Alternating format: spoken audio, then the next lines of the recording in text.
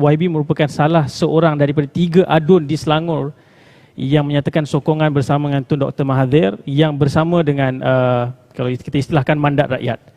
Tapi ramai juga yang keliru, adakah itu semata-mata kerana Tun Dr. Mahathir atau memang sebenarnya nak mempertahankan mandat rakyat? Sebab kita lihat seperti tidak ada direction yang jelas, hala tuju yang jelas.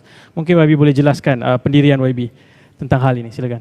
Terima kasih kepada Tuan Moderator, terima kasih kepada Sina kerana sudi menjemput saya. Ya, satu ruang di mana untuk saya memberikan penjelasan pada pengundi saya terutamanya, kerana mereka juga tertanya-tanya kenapa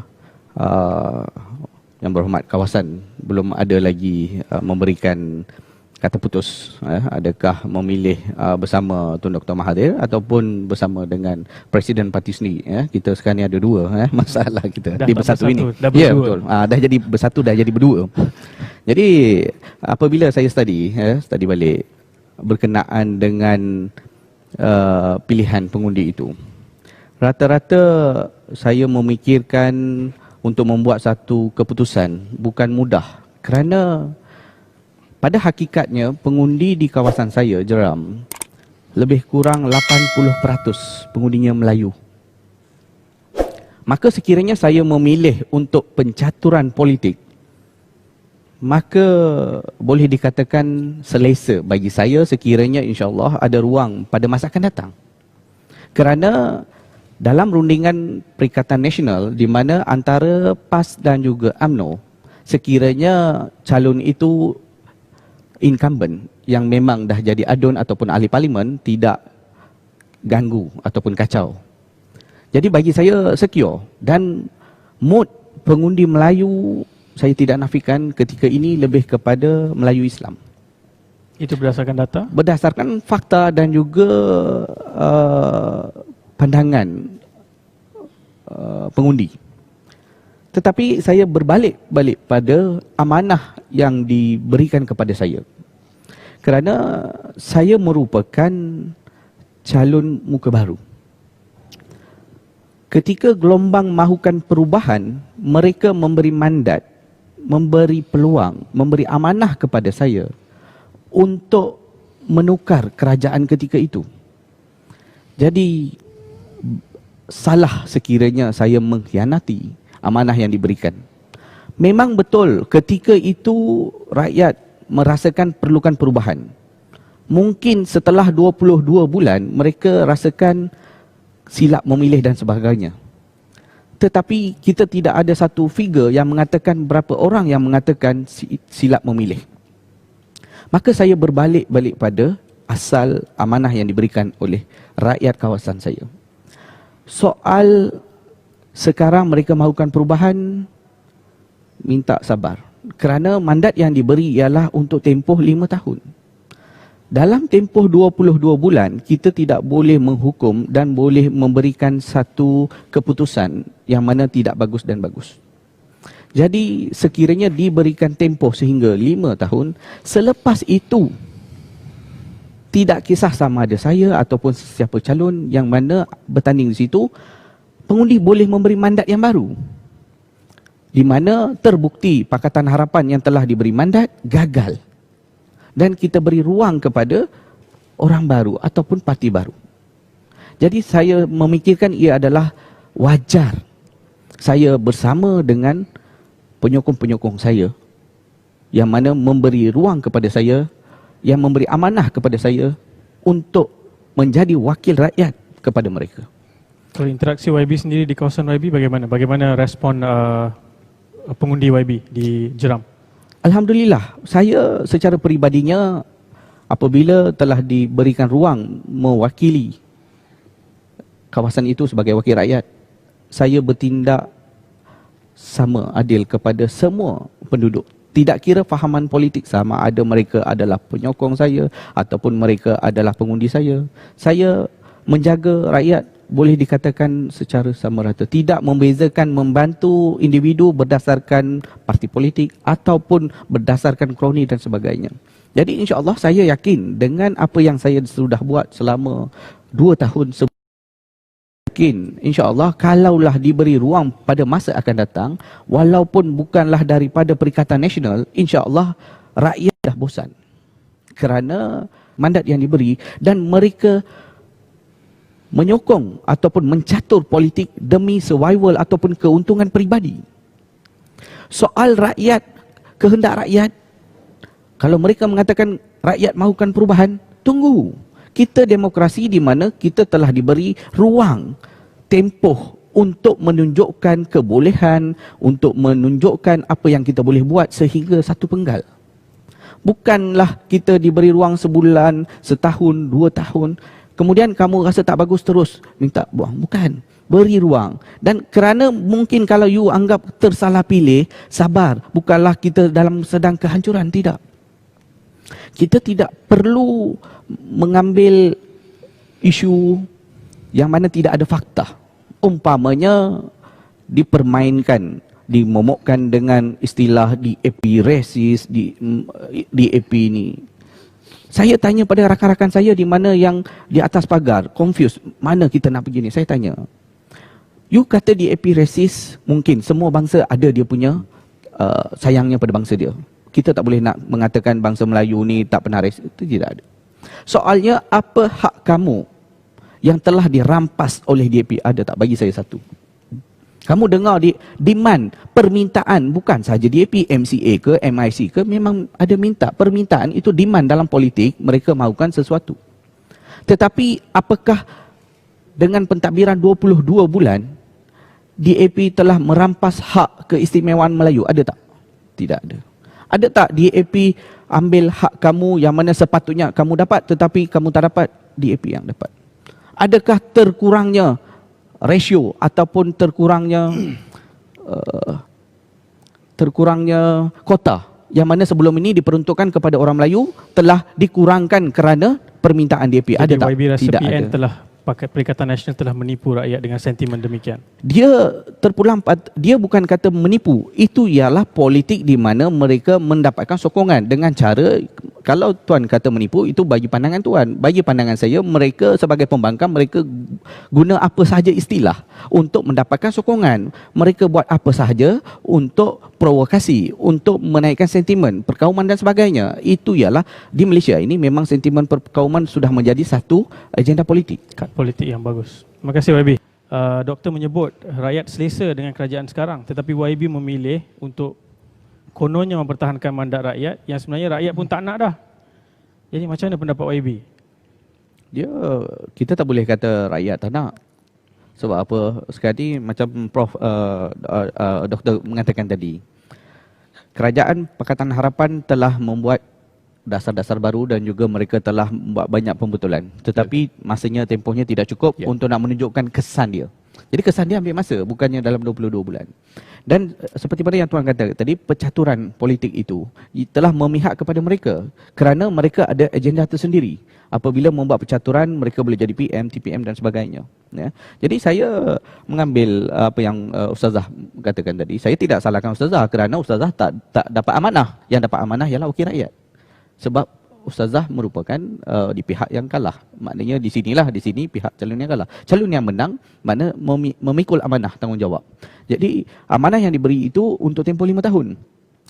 Kerana adanya individu-individu yang tamak haloba. Yang mana yang adanya agenda peribadi yang membelakangkan amanah yang diberi. Ya, saya ambil contoh, Tuan Guru Ni Aziz pun pernah beritahu ketika tumbangnya kerajaan Pakatan Rakyat di Perak dulu. Jadi mereka ketika itu UMNO ambil alih. Jadi masa itu tidak setuju sama sekali. Parti PAS tidak setuju, demonstrasi sehinggalah ke istana. Minta tuntut keadilan.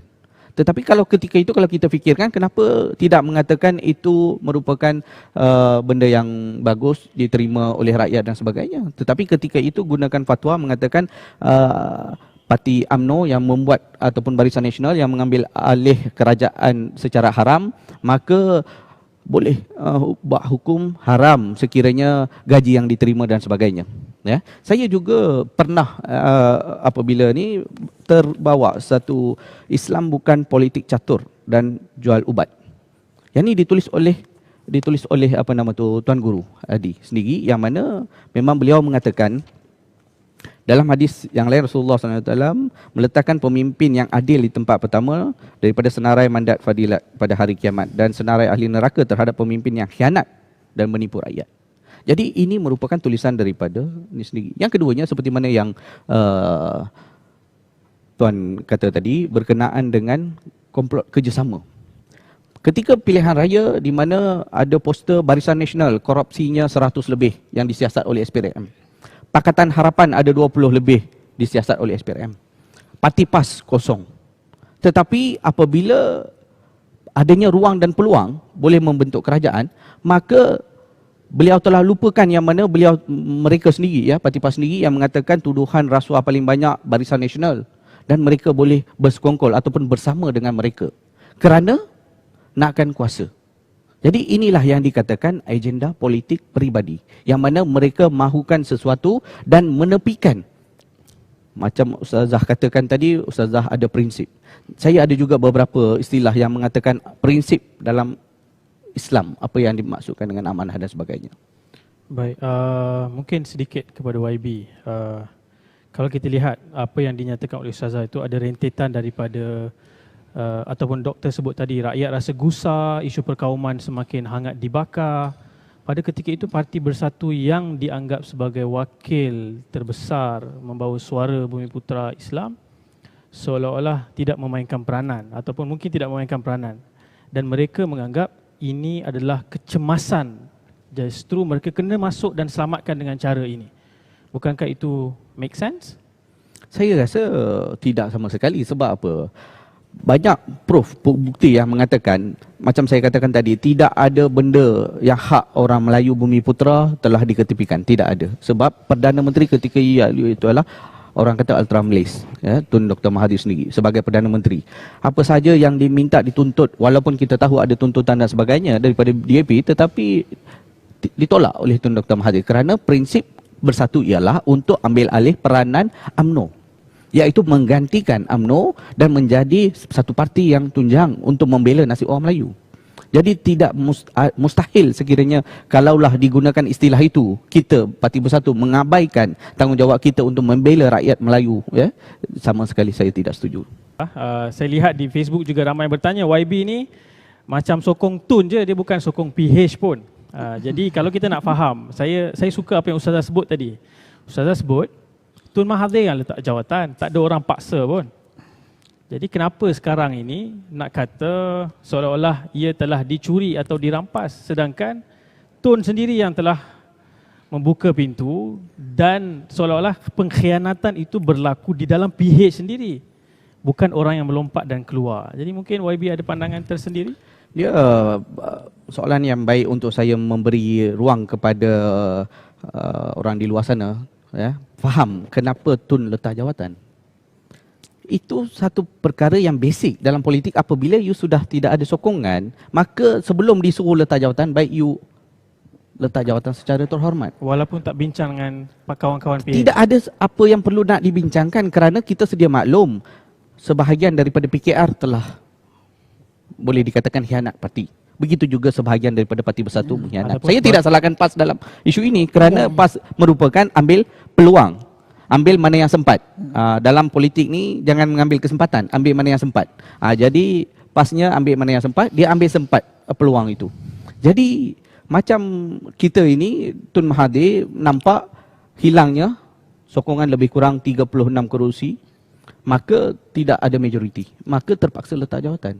Sebelum Agong, yang di-Pertuan Agong panggil untuk minta resign, kan malu. Walaupun Agong kata jangan resign. Agong tak boleh nak kata jangan resign sebab Agong akan beri ruang. Sebab itu bila sudah ada tidak ada bukti, tidak ada number yang mana membolehkan yang Tun Dr. Mahathir untuk mentadbir sebagai Perdana Menteri, maka beliau perlu resign.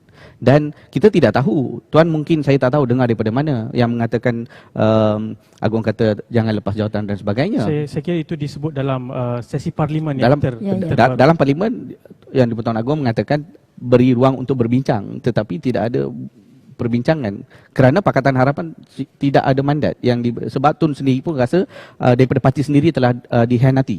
Jadi Tun kecewa dan letak jawatan. Dan walaupun dipujuk oleh pemimpin-pemimpin PH lain untuk jangan letak jawatan. Tak, istilahnya di sini kalau dikatakan pemimpin PH, ada yang mengatakan kenapa tidak serahkan kuasa itu kepada Datuk Seri Anwar. Serah, buat apa, dah tak ada majoriti dalam kumpulan itu. Tidak ada majoriti. Kalau serah pun, Datuk Seri Anwar pun akan rasa dirinya dihina sebab memberikan jawatan ketika dah tidak ada majoriti. Jadi saya rasa apa yang Tun buat itu ialah benar, betul. Ketika itu, situasi itu membenarkan, membolehkan beliau letak jawatan untuk menyerahkan kuasa kepada Yang di-Pertuan Agong. Jadi Yang di-Pertuan Agong meminta untuk menjadi Prime Minister interim dan juga memberi ruang untuk selesaikan. Dan Tun juga cuba menjadi pencatur politik sewaktu beliau mencadangkan kerajaan perpaduan. Seolah-olah tidak ada hormat langsung kepada rakan Pakatan Harapan. Jadi pada ketika ini bila kita hanya nak salahkan PAS, nak salahkan UMNO, sebenarnya masalah yang penting yang pertama itu berlaku pada Tun Dr. Mahathir, benar? Itu kata Tuan. Sebab saya tidak ada, tadi pun saya tidak menyalahkan PAS dan saya juga tidak menyalahkan UMNO sebab saya bercakap atas kapasiti apa yang sedang berlaku. Dan ketika itu saya menyalahkan dalam komponen Pakatan Harapan itu sendiri di mana berlakunya pengkhianatan dalam parti PKR dan juga Bersatu yang menyebabkan mereka keluar dan saya katakan tadi diambil kesempatan oleh parti pembangkang ketika itu dan mereka ambil peluang itu. Okay, mungkin soalan terakhir. Jika Tun bersama dengan Perikatan Nasional, YB juga akan bersama dengan Tun? Perikatan Nasional tidak wujud sebenarnya. Sampai sekarang tidak ada daftar. Tak ada parti. Jika sebenarnya misalnya beliau kata saya bersama dengan Tan Sri Muhyiddin Yassin, YB akan bersama dengan Tun Mahathir. Kita akan tengok di mana nak perginya. Sebab apa saya kata demikian? Kerana Tun Dr. Mahathir. So pada ketika itu tidak lagi soal rakyat, mandat itu undi. Tak, mandat tetap bersama. Kerana saya mengatakan sebab saya ada bawa sini sebab apabila kita bercerita soal amanah, tidak sempurna iman bagi orang yang tidak beramanah dan tidak sempurna agama bagi orang yang tidak menepati janji, riwayat Al-Bukhari. Tidak iman pada orang yang tidak beramanah. Diriwayatkan kepada Abu Hurairah radhiyallahu anhu, katanya sesungguhnya Rasulullah sallallahu alaihi wasallam telah bersabda, tanda-tanda orang munafik ada 3. Salah satunya ialah mengkhianati. Jadi apabila kita dah kata, apabila insya-Allah kita pegang pada Al-Quran dan Sunnah, kita tidak ada kesesatan. Jadi apabila amanah yang diberi kepada saya memikul sebagai amanah dan tanggungjawab, insya-Allah saya terlepas daripada golongan itu. Okey, terima kasih. Saya faham misalnya kalau Tun memilih untuk mengkhianati rakyat, saudara YB akan terus bersama dengan mandat rakyat. InsyaAllah. Alright. Apakah pendirian ataupun kebaikan untuk rakyat daripada perspektif setiap panelis, sama ada bersama dengan kerajaan pilihan pengundi ataupun bersama dengan kerajaan pilihan pencatur politik? Pada pendapat saya memilih kerajaan yang dipilih oleh pengundi. Kerana itu tanggungjawab saya kepada pengundi di kawasan saya, di mana memberikan satu peluang kepada mereka untuk menilai dan membuktikan pilihan mereka ialah tidak salah, memilih dan memberi keyakinan ataupun memberi amanah kepada saya di kawasan saya itu sendiri. Jadi saya tetap insya-Allah seperti mana, walaupun Tuan kata adakah saya ni ikut Tun sekiranya Tun berhijrah ke Perikatan Nasional dan sebagainya, insya-Allah tidak. Sebab saya yakin dan percaya dengan apa yang saya dah buat kepada masyarakat di kawasan saya itu sendiri, dan saya yakin dan percaya mereka boleh menilai saya sekiranya pada masa akan datang. Misalnya ditawarkan jawatan JLC? Untuk makluman, kalau nak dikatakan JLC, memang adun-adun Bersatu di negeri-negeri lain semuanya telah terima. Dan kita pun boleh dapat sekiranya kita nak. Tetapi kita memilih untuk berprinsip kekal bersama dengan pengundi, setia bersama pengundi itu. Baik, terima kasih YB.